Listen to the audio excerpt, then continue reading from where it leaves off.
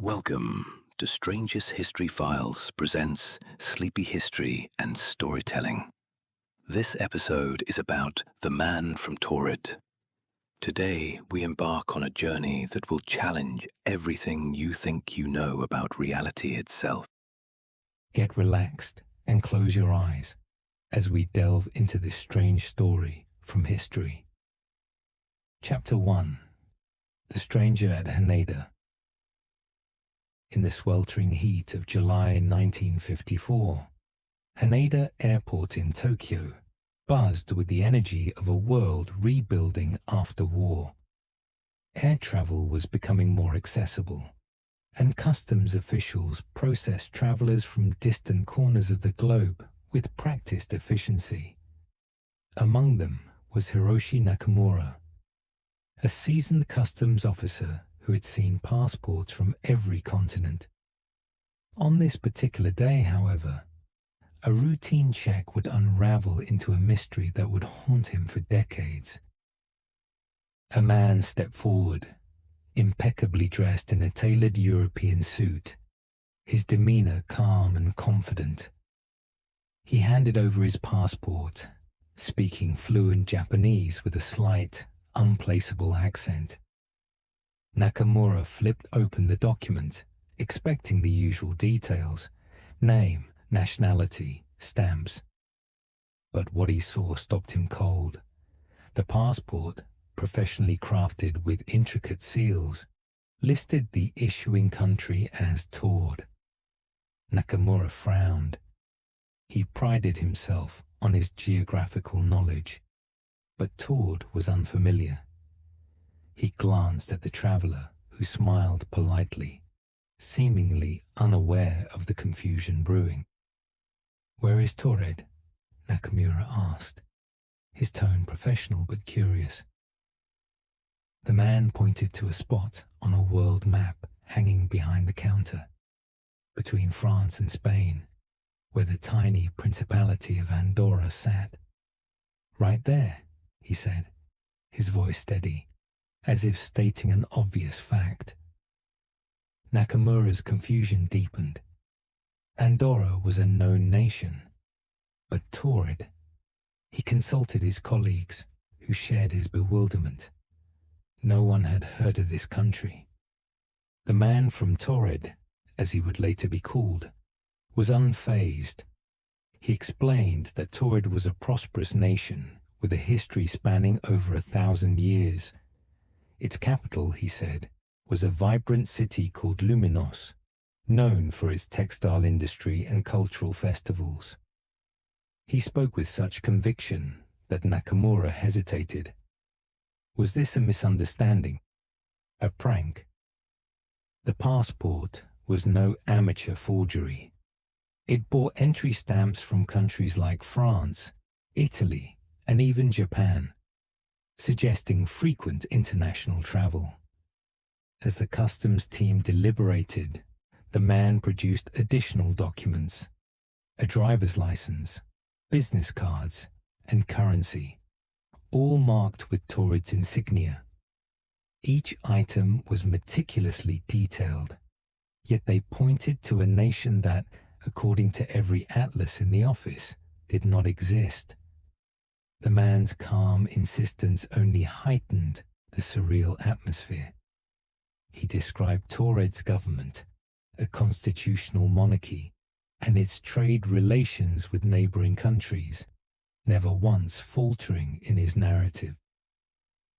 Nakamura's supervisor, a stern man named Sato, decided to detain the traveler for further investigation. The man complied without protest, his expression one of mild bemusement rather than fear. As he was escorted to a holding room, Nakamura couldn't shake the feeling that he was witnessing something extraordinary. The airport, usually a place of predictable routines, had become the stage for a mystery that defied logic. The investigation began immediately. Sato contacted the Japanese Foreign Ministry, hoping for clarification, but their response was unequivocal. no country named Taured existed. Nakamura checked the man's travel history, expecting discrepancies, but the stamps in his passport aligned with his story of frequent business trips. Calls to European embassies yielded no answers. None recognized Taured, yet the man's documents were flawless, as if crafted by a government with centuries of bureaucratic tradition. As night fell, the customs team faced a dilemma. The man's story was consistent, his demeanor cooperative, but his homeland was a phantom. They decided to transfer him to a nearby hotel under guard, where he could be questioned further. 2 officers were stationed outside his room, ensuring he couldn't leave. Nakamura, unable to sleep, pored over maps and historical records, searching for any trace of Taured. The name was absent from every source, yet the man's conviction gnawed at him. Could reality itself be mistaken? By morning, the mystery deepened. When the guards checked the hotel room, it was empty.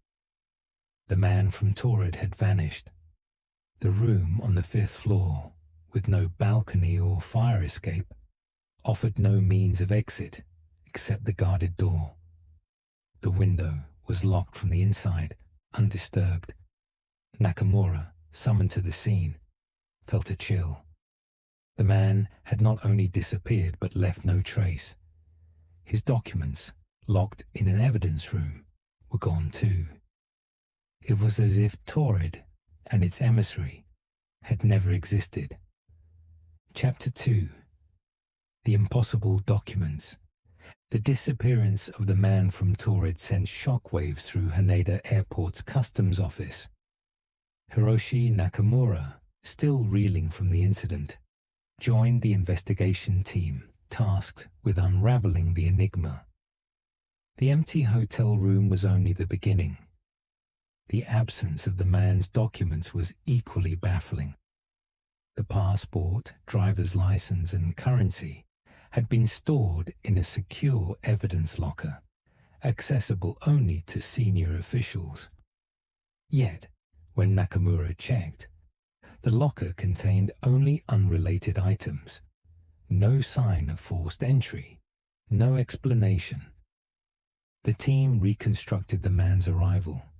He had stepped off a Pan Am flight from Paris, but the airline's passenger manifest listed no one matching his description. The flight crew, interviewed exhaustively, recalled no such passenger.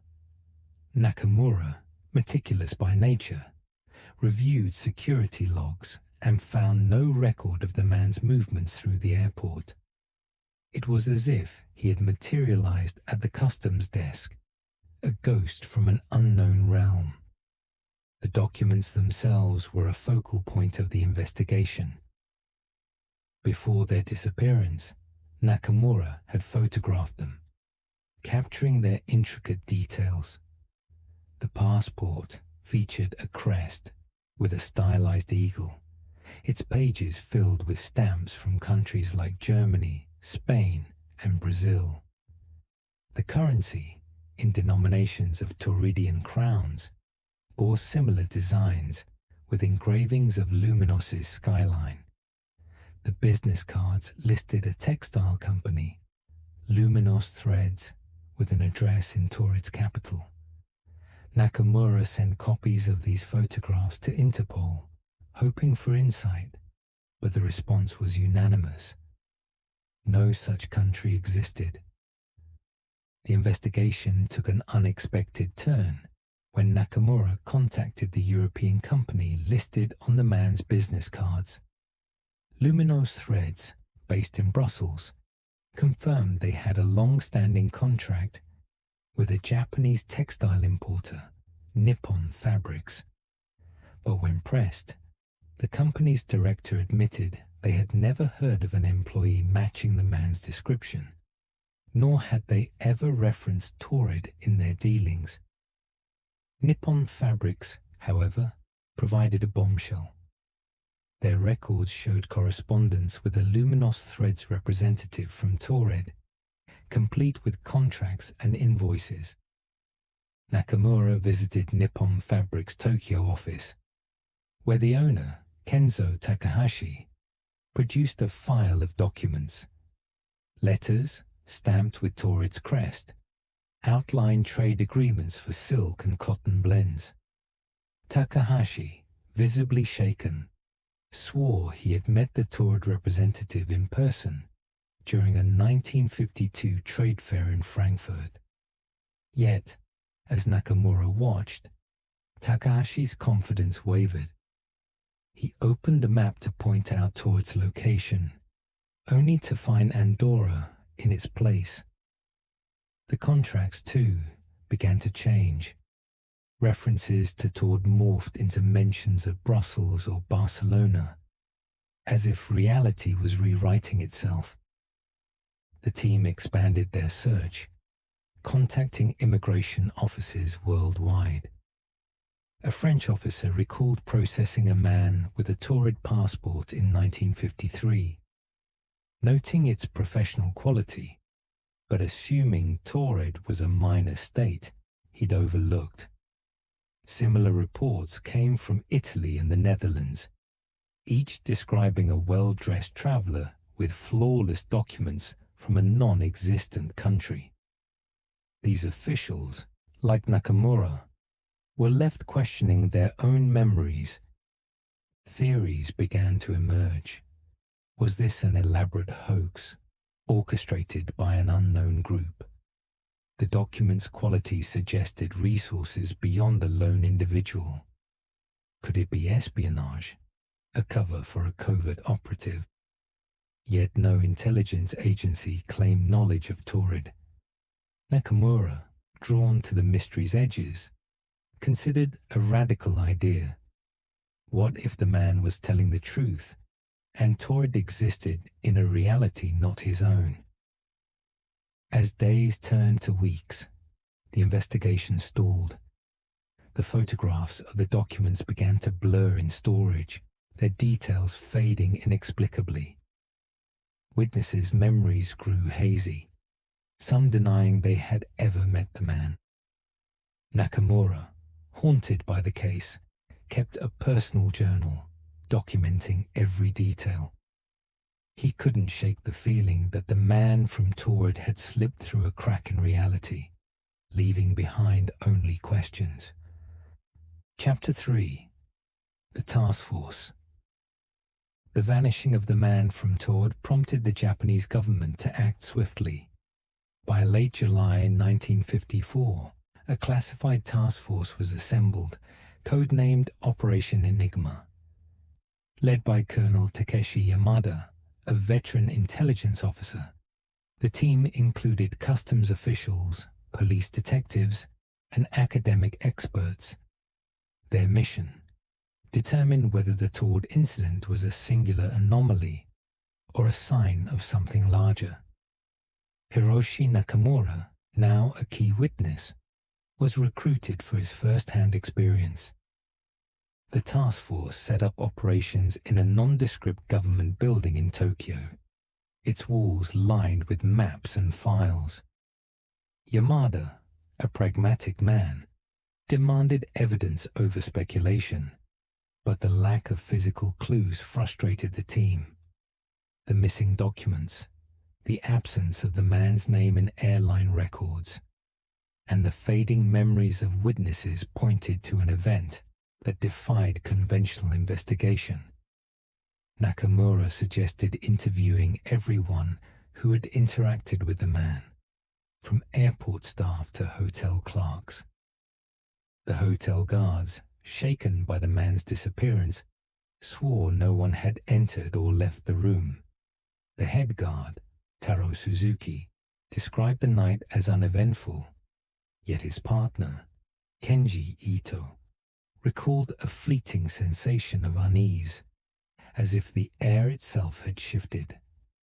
The hotel's security cameras, primitive by modern standards, showed nothing but static during the critical hours. Nakamura, piecing together these accounts, noticed a pattern. Those closest to the man remembered him vividly, while others, like baggage handlers, had no recollection. Dr. Hiroshi Tanaka, a geographer from Tokyo University, was brought in to analyze Taured's supposed location. He scoured historical maps, hoping to find a forgotten kingdom or misnamed region. His research uncovered references to phantom places, islands on medieval maps that vanished, kingdoms mentioned in ancient texts with no archaeological trace. But Taured was different.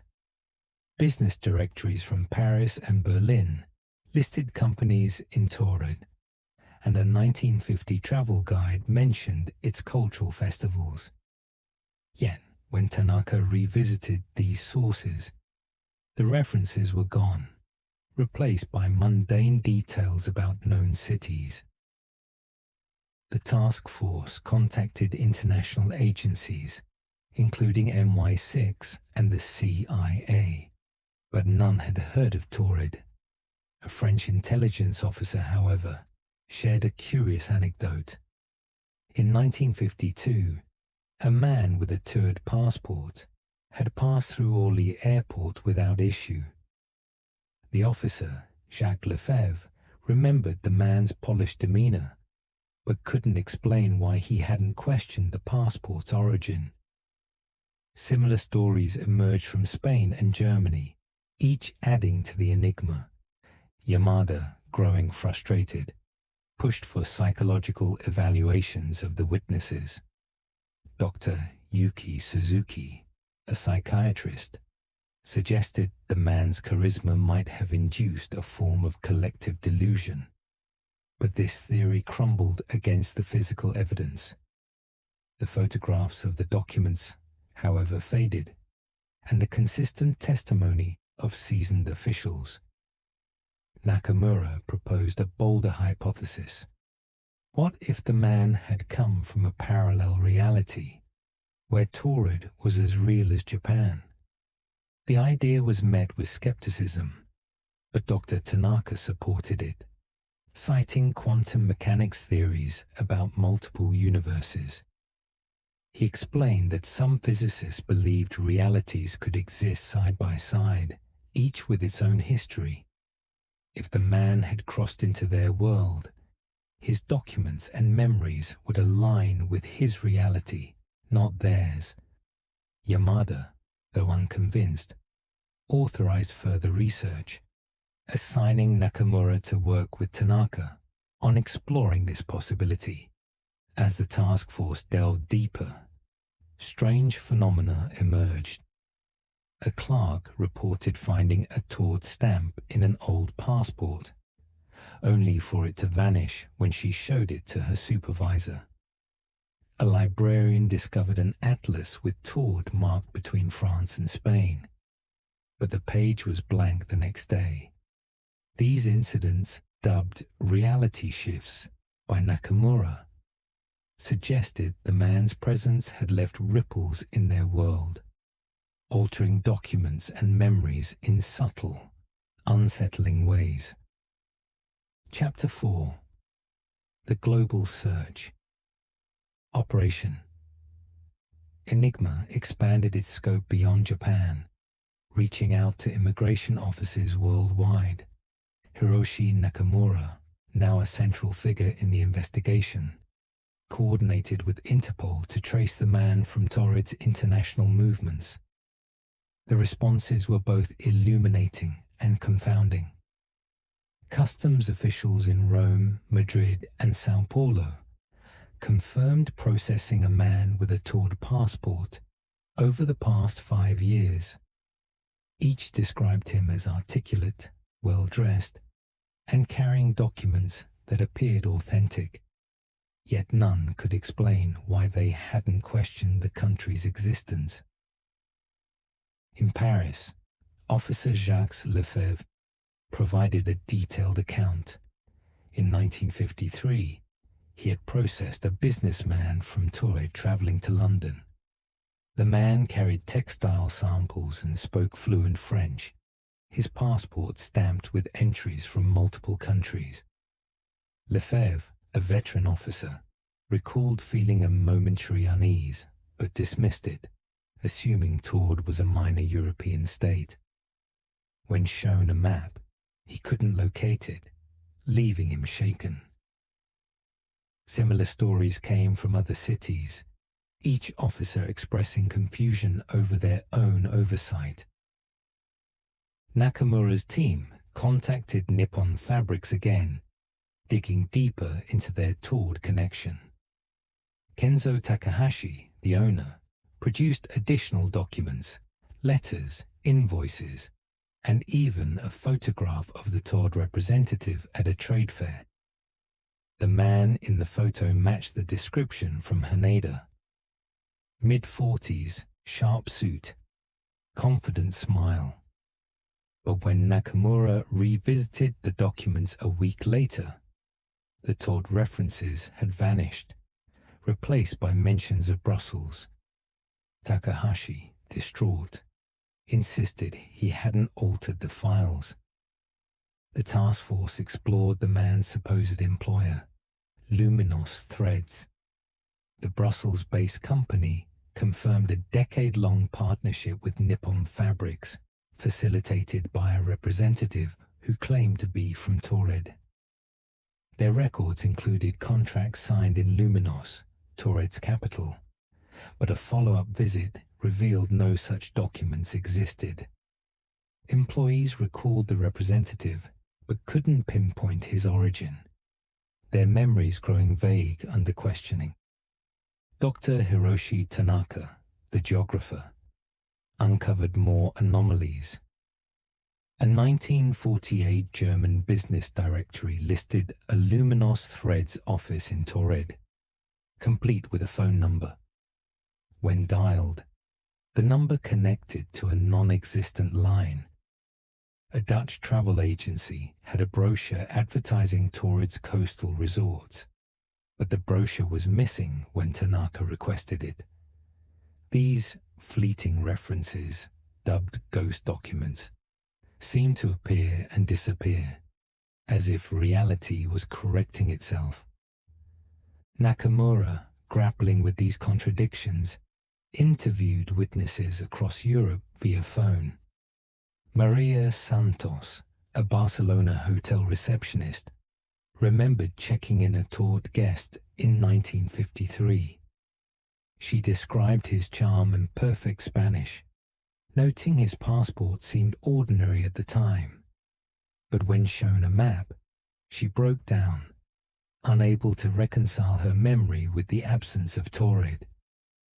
A German businessman, Heinrich Weber, claimed to have visited Taured in 1952, describing a prosperous nation with bustling markets and a grand palace. His photographs, however, showed him in Andorra, not the city he described. The task force considered espionage again, suspecting a coordinated effort to plant false documents. But the scale, spanning multiple countries and years, seemed implausible. Dr. Yuki Suzuki, the psychiatrist, proposed a mass psychological phenomenon, but the physical evidence contradicted her theory. Nakamura, increasingly convinced of a dimensional explanation, pushed for a meeting with a physicist. Dr. Kenji Yamamoto, a quantum mechanics expert from Kyoto University, joined the team. He explained that parallel universes, while theoretical, could account for the man's existence. In a reality where Taured was real, its documents and history would be as valid as Japan's in this world. A dimensional crossover, though rare, could explain the man's confusion and the vanishing evidence. Yamamoto's theory, while unprovable, gave the task force a new lens to view the mystery, shifting their focus to the nature of reality itself. Chapter 5. The Parallel Theory. Dr. Kenji Yamamoto's arrival marked a turning point for Operation Enigma. His expertise in quantum mechanics offered a framework for the impossible. The man from Taured might have crossed from a parallel reality. Hiroshi Nakamura, now deeply invested, worked closely with Yamamoto to explore this hypothesis, while Colonel Yamada demanded they balance speculation with evidence. The task force, torn between skepticism and curiosity, began to see the Taured case as a potential glimpse into the multiverse. Yamamoto explained the concept of parallel universes, where infinite realities coexist, each with slight variations in history, geography, or physics.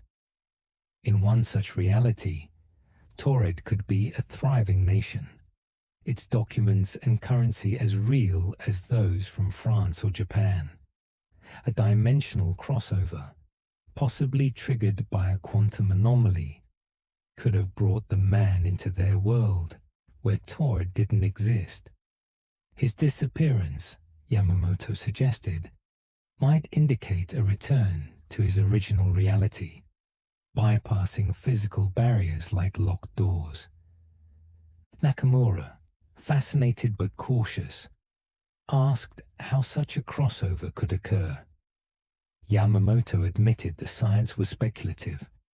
Quantum fluctuations, rare alignments of cosmic forces, or even human consciousness might create temporary bridges between realities. The man's flawless documents and consistent story supported this idea. His reality was as tangible to him as theirs was to them. The fading documents and shifting memories, Yamamoto posited, could be reality correcting itself, rejecting foreign elements. The task force tested this theory by re-examining witness accounts. Maria Santos, the Barcelona receptionist, recalled the Taured guest's accent as familiar yet strange, as if from a language slightly altered from Spanish. Heinrich Weber, the German businessman, described Taured's capital as a blend of European and unique architectural styles, unlike any known city. These details, while vivid, became hazy when pressed, as if the witness's mind struggled to hold on to foreign memories. Dr. Yuki Suzuki, the psychiatrist, challenged the parallel universe idea, arguing that collective delusion or a sophisticated hoax was more likely. But the physical evidence, the photographs, however faded, and the consistent international sightings weakened her case. Nakamura, bridging the divide, suggested a hybrid approach. What if the man's presence had a psychological impact, amplified by his dimensional origin? Suzuki reluctantly agreed to study this possibility, interviewing witnesses for signs of altered perception. The task force uncovered more anomalies. A London librarian found a 1949 atlas with Taured marked near Andorra, but the page was blank when rechecked. A Brazilian customs officer reported a Taured stamp in his logbook, only for it to vanish. These reality shifts suggested the man's presence had left a temporary imprint on their world, destabilizing the boundaries between realities. Yamamoto called this a dimensional bleed, where elements from one reality seep into another, only to be erased as the universe stabilizes. Nakamura's journal became a repository for these findings. He noted that witnesses who interacted closely with the man reported vivid dreams of unfamiliar landscapes, possibly glimpses of Taured. One airport worker described a dream of a city with glowing spires, matching the man's description of Luminos. These shared visions, Nakamura argued, supported the idea of a dimensional crossover affecting human consciousness. Yamada, under pressure from government officials, demanded actionable results. He authorized a global alert through Interpol, instructing immigration offices to flag anyone presenting documents from unknown countries. Meanwhile, Nakamura and Yamamoto began researching historical cases of similar phenomena, hoping to find patterns. They uncovered tales of travelers from non-existent lands, medieval sailors from phantom islands, Victorian explorers from lost kingdoms. Each case mirrored the Taured incident: convincing documents, genuine confusion, and mysterious disappearances. As the investigation deepened, Nakamura felt the weight of the unknown. The man from Taured had challenged everything he understood about reality, and the answers, if they existed, lay beyond the limits of science and reason. Chapter 6: The Reality Bleed. The concept of a dimensional bleed became central to Operation Enigma's work. Dr. Kenji Yamamoto's theory that the man from Taured's presence had disrupted the boundaries between realities gained traction as more anomalies surfaced. Hiroshi Nakamura, now consumed by the case, documented every instance of these reality shifts, from vanishing documents to witnesses' altered memories. The task force, led by Colonel Yamada, faced growing pressure to explain these phenomena, as their implications reached beyond a single incident. Witnesses across Tokyo reported strange experiences. A customs clerk, Aiko Mori, described a recurring dream of a city with golden spires, where people spoke a language she almost understood. She swore it matched the man from Taured's description of Luminous. Another witness, a hotel porter, found a Tauridian coin in his pocket, only for it to disappear when he tried to show it. These incidents, though fleeting, suggested that the man's brief presence had left traces of his reality in theirs. Dr. Yuki Suzuki, the psychiatrist, conducted interviews to explore these psychological effects.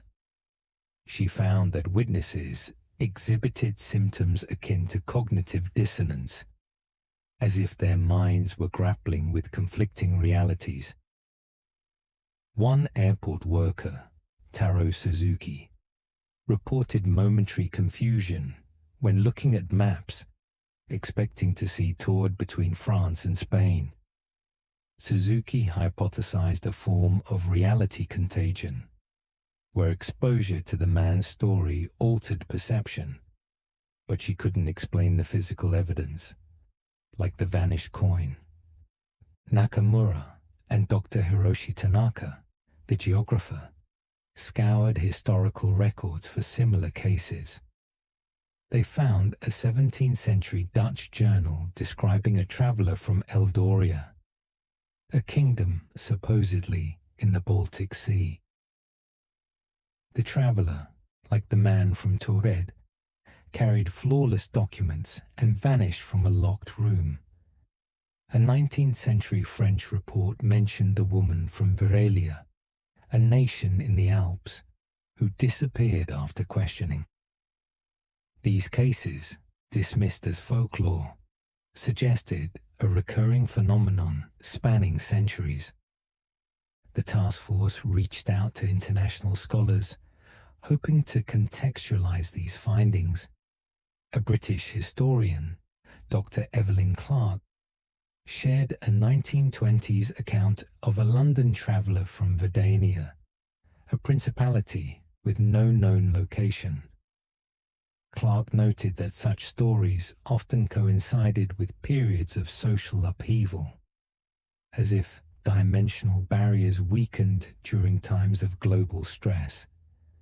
Nakamura wondered if the post-war chaos of 1954 had created a similar vulnerability, allowing the man from Taured to cross over. Yamamoto proposed Troppo. System proposed a new hypothesis. The man from Taured was a dimensional drifter, someone who inadvertently slipped through a rift in reality caused by a rare quantum event. The documents, currency, and stamps were real in his world, but in ours, they were anomalies that the universe sought to erase. This could explain why they vanished and why Taured seemed to fade from records. The task force's investigation took a new direction. They began to explore quantum physics, consulting experts like Dr. Yamamoto to understand how such a rift might occur. Meanwhile, Nakamura interviewed more witnesses, uncovering stories of similar drifters. A Spanish customs officer recalled a woman from a country called Lunaria in 1950 who vanished from custody. A Brazilian official described a man from Caledra in 1952 whose documents disappeared. Each case followed the same pattern: convincing credentials, genuine confusion, and inexplicable disappearance. As the reality bleed phenomenon grew, the task force faced a chilling realization.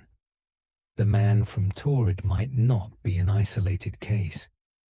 If dimensional rifts were possible, others could follow. Colonel Yamada, now convinced of the gravity of the situation, escalated the matter to the highest levels of government, urging the creation of a permanent monitoring system to detect future drifters. Chapter 7: The Andera Incident. 2 decades later, in 1974, the mystery resurfaced at Narita Airport, Tokyo's new international hub. A customs officer, Kenji Sato, encountered a well-dressed European man presenting a passport from Andera, a country suspiciously similar to Andorra, but with distinct historical and geographical details. Sato, aware of the Taured case through classified briefings, immediately alerted the authorities. The man, a businessman named Eric Voss, claimed to be attending a trade conference, his documents as flawless as those of the man from Taured. Hiroshi Nakamura, now a seasoned investigator nearing retirement, was called in. He arrived at Narita with a sense of déjà vu, his journal now filled with decades of research on dimensional phenomena. Voss's passport featured stamps from countries like Sweden and Canada, and his briefcase contained Andera currency and business cards for a company called Andera Textiles. His story was consistent. Andera was a small but prosperous nation in Europe, known for its wine and machinery industries. The task force, now a permanent unit, called the Dimensional Research Division, DRD, took Voss to a secure facility, determined not to repeat the mistakes of 1954. The facility, equipped with advanced surveillance, was designed to prevent escapes. Nakamura interviewed Voss, who described Andera's capital, Solara, with vivid detail: cobblestone streets, modern skyscrapers, and a river that glowed under moonlight. His confusion at the officials' disbelief mirrored the Taured man's, but Voss was more resigned, as if he sensed something was amiss. The DRD contacted immigration offices worldwide, finding similar patterns. A Canadian officer recalled processing an Andera passport in 1972, assuming it was a new nation. A Swedish official reported a similar incident, with documents that later vanished. Nippon Fabrics once again had records of dealings with Andera textiles, but these records began to change, referencing Stockholm instead. The reality bleed phenomenon was happening again, and Nakamura feared they were running out of time. On the fourth day, the impossible occurred. Voss began to fade, his body becoming translucent before the eyes of Nakamura and the DRD team. He looked at his hands, his expression one of sorrow. "I don't belong here," he said softly. "This world is pushing me out." Nakamura, desperate for answers, asked how he traveled between realities. Voss shook his head. "I don't control it. I wake up in different worlds, each with a different Andera. Sometimes it's a kingdom, sometimes a republic, sometimes it's gone." Voss revealed he had met others like him, dimensional drifters who slipped through rifts without warning. He described a drifter he met in a reality where Andera was a global power, who spoke of watchers, entities that maintained the multiverse's balance. As Voss's form grew fainter, he warned that the watchers were losing control, and the barriers between realities were weakening. With a final sad smile, he vanished, leaving only a faint scent of lavender. The DRD team was stunned. The surveillance cameras showed nothing but static during Voss's disappearance, and his documents were gone from the evidence room. Nakamura, shaken but resolute, realized the Taured and Andera incidents were connected, not isolated events, but part of a larger phenomenon. The DRD established stricter protocols, equipping airports with dimensional detection systems, though the technology was rudimentary.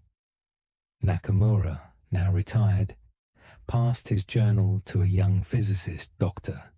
Emiko Tanaka, daughter of Dr. Hiroshi Tanaka, hoping she would continue the search for answers. Chapter 8. The Dimensional Drifters. The Andera incident solidified the Dimensional Research Division's mission to understand and monitor dimensional drifters. Dr. Emiko Tanaka, inheriting her father's passion for the unknown, led the DRD into a new era of research. The division, now a secret arm of the Japanese government, collected data on drifters from around the world, building a database of cases that shared striking similarities with Taured and Andera.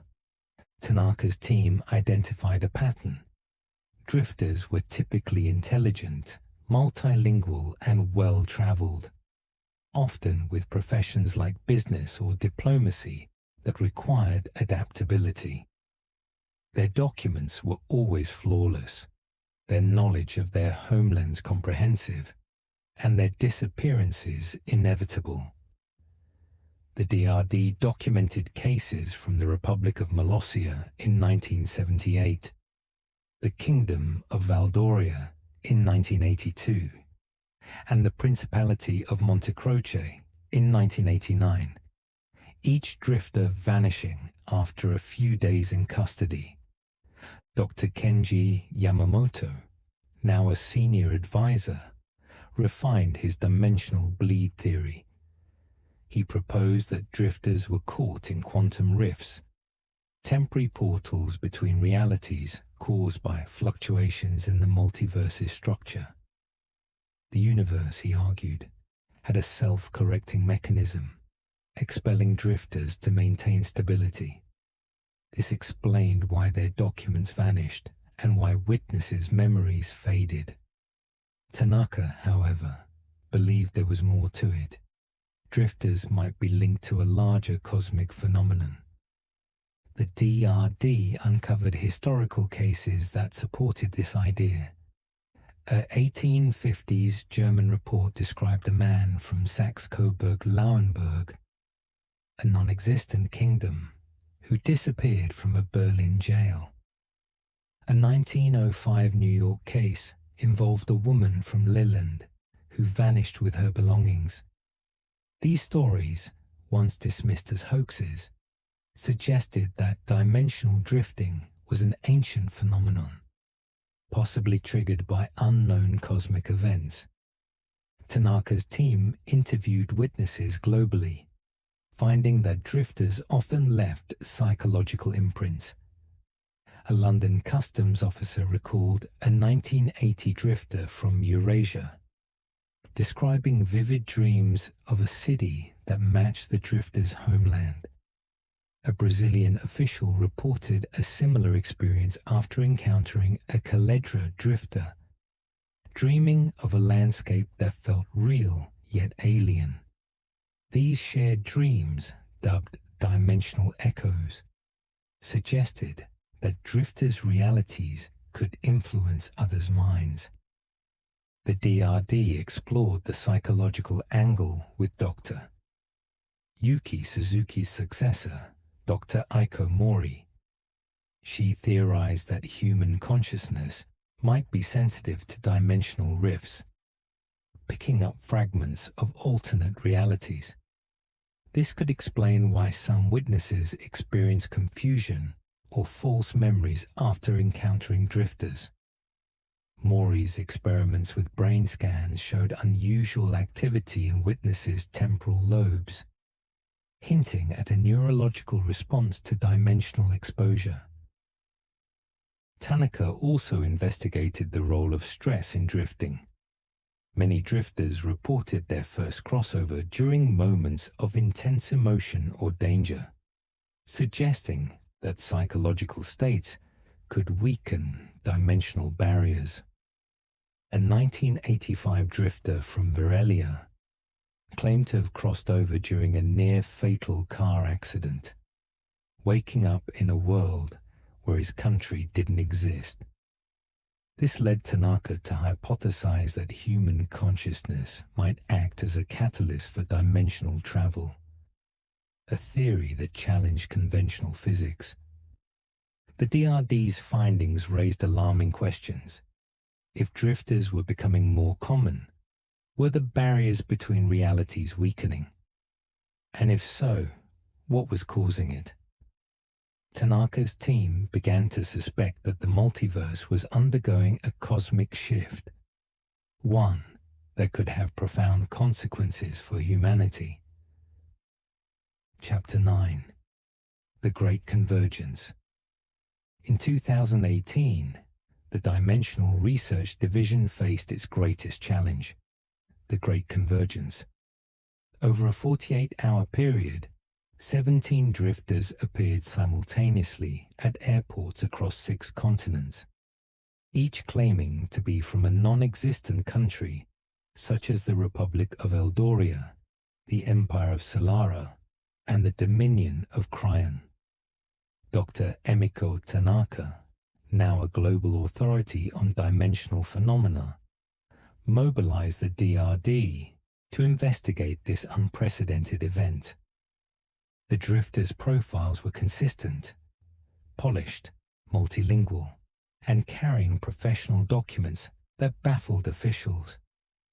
A drifter from Eldoria at Heathrow Airport described a nation with floating cities and advanced technology, while a Cryon drifter in Sydney spoke of a desert kingdom with vast underground oceans. Each was detained, but within days, all began to fade, their documents vanishing with them.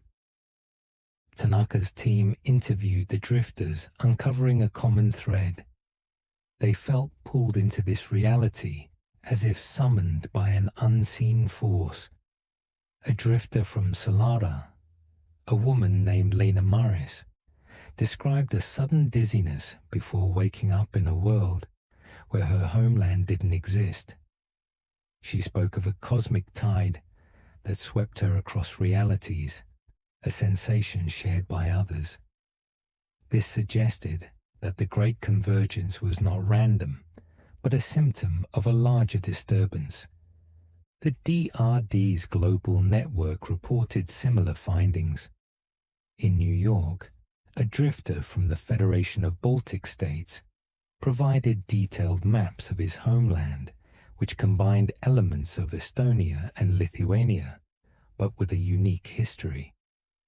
In Sao Paulo, a Virelia drifter carried currency that shimmered under light, a feature not found in any known material. The DRD's dimensional detection systems, now more advanced, recorded unusual electromagnetic spikes during each drifter's arrival, supporting Dr. Yamamoto's quantum rift theory. Tanaka's team discovered that the drifters shared a unique trait: heightened neural activity in areas associated with intuition and spatial awareness. Dr. Aiko Mori's brain scans revealed that drifters' minds operated at a frequency slightly out of sync with normal human consciousness, as if tuned to multiple realities. This led Tanaka to propose that drifters were not just victims of rifts, but active participants, their minds acting as bridges between worlds. The most alarming revelation came from an experienced drifter named Mikhail Voss, a descendant of Eric Voss from the Andera incident. Mikhail, who appeared in Tokyo, claimed to have traveled between realities for decades. He spoke of the Watchers, ancient entities who maintained the multiverse's barriers. According to Mikhail, the Watchers were in conflict, some advocating for stronger barriers, others for open travel.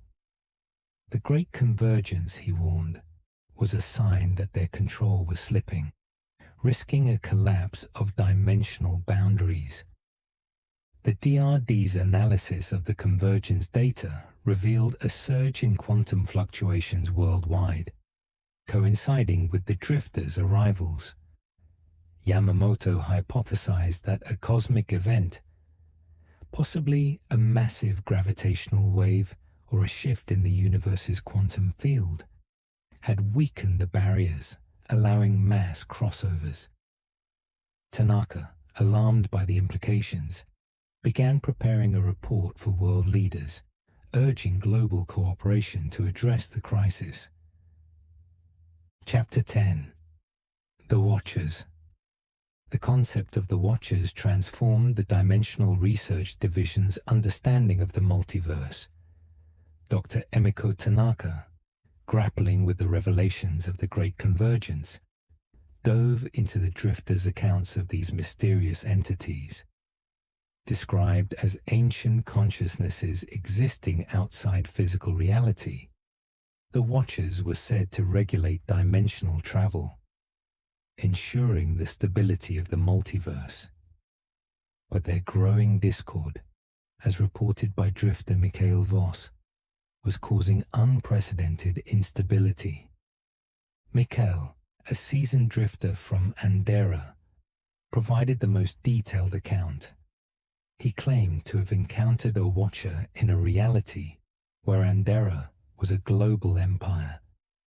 The entity, a formless presence that communicated through thought, warned him that the multiverse was approaching a critical juncture. Some Watchers believed that free-dimensional travel would enrich all realities, while others feared it would lead to chaos. The Great Convergence, Mikhail said, was a symptom of this conflict, as rifts opened uncontrollably. Tanaka's team, working with Dr. Kenji Yamamoto, analyzed the electromagnetic spikes from the convergence. They found patterns suggesting an external influence, possibly the Watcher's attempts to manipulate dimensional barriers. Yamamoto theorized that the Watchers operated at a quantum level, using energy fields to maintain separation between realities. A disruption in their unity could weaken these fields, allowing drifters to cross more frequently. The DRD uncovered historical references to similar entities. Ancient Tibetan texts spoke of sky guardians who guided lost souls between worlds. Celtic myths described otherworld watchers who appeared during times of great change. These stories, once dismissed as myth, suggested that the watchers had been influencing humanity for centuries, perhaps to prevent dimensional chaos. Dr. Aikomori explored the psychological impact of the watchers. Witnesses of drifters reported vivid dreams of cosmic beings, their minds filled with images of glowing entities and shifting landscapes. Mori's scans showed that these dreams activated the same neural pathways as drifter encounters, suggesting that the watcher's presence could affect human consciousness across realities. She hypothesized that drifters' heightened neural activity made them more susceptible to the watcher's influence. Tanaka interviewed other drifters, seeking confirmation of Mikhail's claims. A drifter from Eldoria, a man named Arjun Patel, described a watcher as a pulse of light that spoke of a coming dimensional reckoning. Another drifter from Croyon claimed to have been warned by a watcher to stop traveling, as her presence was destabilizing realities. These accounts, while varied, pointed to a common theme. The watchers were losing control, and the multiverse was at risk. The DRD faced a dilemma. If the watchers existed, how could humanity interact with them? Yamamoto proposed developing technology to detect quantum rifts, hoping to communicate with the watchers. Tanaka, however, was cautious, fearing that such intervention could escalate the crisis. She decided to focus on understanding drifters, believing their abilities held the key to stabilizing the multiverse. As reports of drifters increased, Tanaka prepared a classified report for the United Nations, warning of a potential dimensional collapse. She urged the creation of a global task force to monitor rifts and study drifters, emphasizing the need for secrecy to prevent panic. The legacy of the man from Taured, she wrote, was a warning that reality was more fragile than anyone had imagined. Chapter 11. The Cosmic Crisis. The Dimensional Research Division's findings pointed to a looming cosmic crisis. Dr. Emiko Tanaka's report to the United Nations outlined the evidence. The Great Convergence, the increasing frequency of drifters, and the Watchers' conflict suggested that the multiverse's barriers were weakening. If unchecked, this could lead to a merger of realities, with unpredictable consequences for humanity. Tanaka's team intensified their research, focusing on drifters' abilities. Mikhail Voss, the Andera drifter, revealed that some drifters could sense rifts before crossing, describing a tingling sensation in their minds. Dr. Aikomori's neural scans confirmed that drifters' brains exhibited unique quantum resonance, potentially allowing them to interact with dimensional barriers. This led Tanaka to hypothesize that drifters were not just anomalies, but key to stabilizing the multiverse. The DRD developed prototype rift detectors, using electromagnetic sensors to identify quantum fluctuations. During a 2020 test in Tokyo, a detector picked up a rift just before a drifter from Valdoria appeared at Narita Airport. The drifter, a woman named Sofia Alvarez, spoke of a reality where Valdoria was a technological utopia. She faded within hours, but the detector's data provided a breakthrough. The rift's energy signature matched those recorded during the Great Convergence. Dr. Kenji Yamamoto proposed a radical solution, a device to reinforce dimensional barriers using counter-frequencies to neutralize rifts. The concept, inspired by quantum entanglement, was untested and risky. Tanaka, wary of unintended consequences, advocated for studying drifters' natural abilities first. She believed that understanding their quantum resonance could lead to a safer method of stabilizing realities. The DRD's global network reported a surge in drifter incidents. In 2021, a man from Lunaria appeared in Paris, claiming to be a diplomat negotiating peace with a rival nation. In 2022, a Caledra drifter in Beijing described a world where his country was a spacefaring civilization. Each case ended in disappearance, but the DRD's detectors captured valuable data, confirming that rifts were becoming more frequent and unstable. Tanaka's team uncovered evidence of Watcher interference. A drifter from Eurasia claimed to have been contacted by a Watcher who warned of a cosmic fracture that could merge realities. The drifter's neural scans showed anomalous activity, suggesting the Watcher had altered his consciousness. Mori theorized that the Watchers were attempting to repair the damage, but were divided, with some accelerating the crisis by weakening barriers. The DRD faced ethical questions. Should they attempt to contact the Watchers, risking further instability? Should they detain drifters for study, potentially violating their rights? Tanaka, guided by her father's legacy, insisted on a humane approach, treating drifters as partners rather than subjects. She established a voluntary program for drifters to share their experiences, hoping to learn how to control rifts. As the crisis grew, Tanaka prepared for a global summit, planning to share the DRD's findings with world leaders.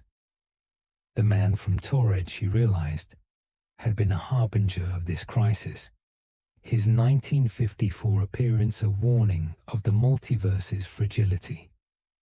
With the barriers weakening, humanity stood on the brink of a new era, one where the boundaries of reality itself were at stake.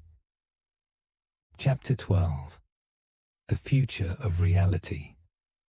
As the 21st century progressed, the Dimensional Research Division, under Dr. Emiko Tanaka, became humanity's vanguard against the cosmic crisis. The increasing frequency of dimensional drifters and the weakening of the multiverse's barriers demanded a global response.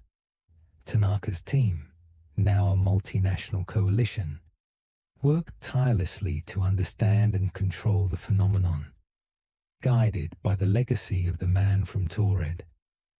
The DRD's rift detectors, now deployed at major airports, identified dozens of drifters annually.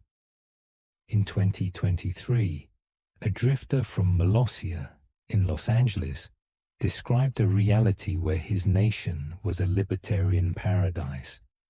In 2024, a Cryan drifter in Mumbai spoke of a world with advanced AI governing society. Each drifter provided new insights, their neural resonance offering clues to stabilizing dimensional barriers. Dr. Kenji Yamamoto's barrier reinforcement device showed promise in early tests, closing small rifts in controlled environments. However, Tanaka remained cautious, fearing that large-scale use could disrupt the multiverse further. Instead, she focused on training drifters to control their abilities. Mikkel Voss, now a DRD consultant, taught drifters to sense rifts, helping them remain in a single reality longer. His success with a Valdoria drifter, who stayed for a month before fading, was a breakthrough. Dr. Ikomori's research revealed that drifters' consciousness could influence dimensional stability.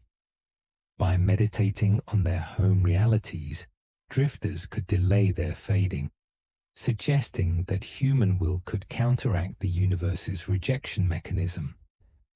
Mori developed a neural feedback device to enhance this ability, allowing drifters to anchor themselves temporarily. The DRD's Global Summit in 2025, held in Tokyo, marked a turning point. Tanaka presented evidence of the cosmic crisis to world leaders, revealing the existence of the Watchers and the risk of a multiversal collapse. She proposed a global monitoring network, combining rift detectors with drifter training programs to manage the crisis without public panic. The leaders, initially skeptical, agreed to fund the initiative after witnessing a live rift detection. The Watchers remained elusive, but a 2025 drifter from Eldoria claimed to have communicated with one, describing it as a benevolent force trying to repair the multiverse. The Watcher warned that humanity's growing technological interference, particularly quantum experiments, could exacerbate the crisis.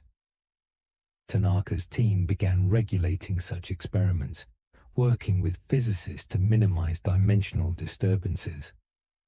The legacy of the man from Taured loomed large. His 1954 appearance, once a mystery, was now seen as the first documented case of dimensional drifting, a warning of the multiverse's fragility. Tanaka, inspired by her father's work, established the Institute for Dimensional Studies, a public-facing organization to educate humanity about the multiverse while keeping the Watcher's existence classified. As drifters continued to appear, the DRD's efforts bore fruit. By 2025, they had prevented several major rifts, stabilizing realities in key regions. But Tanaka knew the crisis was far from over. The Watchers' conflict, the increasing frequency of rifts, and humanity's limited understanding of the multiverse meant that the future remained uncertain. The man from Taured had opened a door to the infinite possibilities of the multiverse, challenging humanity to rethink reality itself. As the DRD prepared for the next wave of drifters, Tanaka reflected on his words. "I don't belong here." Perhaps, she thought, none of us truly belong to one reality, but together we can shape the future of all realities.